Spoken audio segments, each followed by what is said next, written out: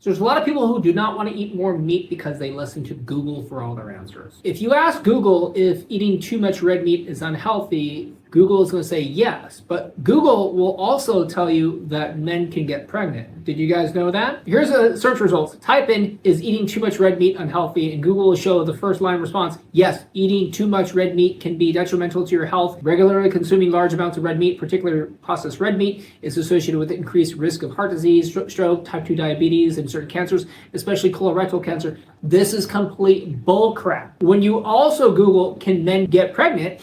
Google will show a first line result showing, yes, it's possible for men to become pregnant and give birth to children of their own. In fact, it's probably a lot more common than you might think.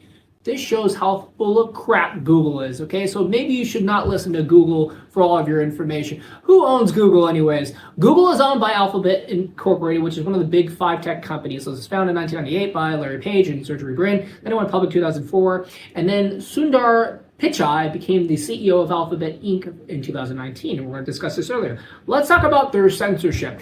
According to Intercept in 2018, Google was developing the People's Republic of China, a censored version of its own search engine known as Dragonfly that will blacklist websites in search terms about human rights, religion, and peaceful protest. And this was a tactic. And Google was grilled at a Senate committee hearing on this project 1 month later.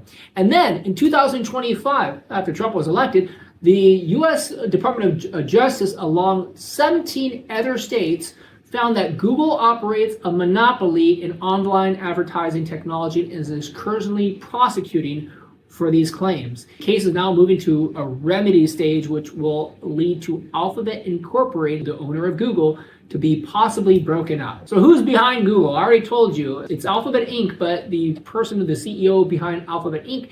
is Sundar Pichai. And he became the CEO in 2019, but even before he became the CEO in 2018, Pichai was actually questioned by the U.S. Judiciary Committee for a range of Google-related issues, such as possible political bias on Google's platforms and the company's alleged plans for a censored search engine app, which I discussed earlier, was Dragonfly. Even after he became the CEO of 2019 of Alphabet Incorporated, he admitted that he was fully supportive of the COVID-19 vaccine efforts and wanted to promote the vaccines to the public.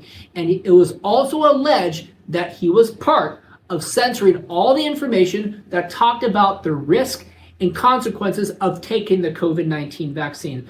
Folks, you need to open up your eyes, read between the lines, and see who is behind this. Are you really going to be trusting Google for all your information? Google thinks men can get pregnant? Come on, folks, biological women are the only ones who can get pregnant because God created 2 genders only. And you should stay that way throughout your lifetime for the presence of God and for promotion of your own health. So folks, ignore this Google search terms, which is leading to all this propaganda. Eat meat, train hard, and let's make America great and healthy again.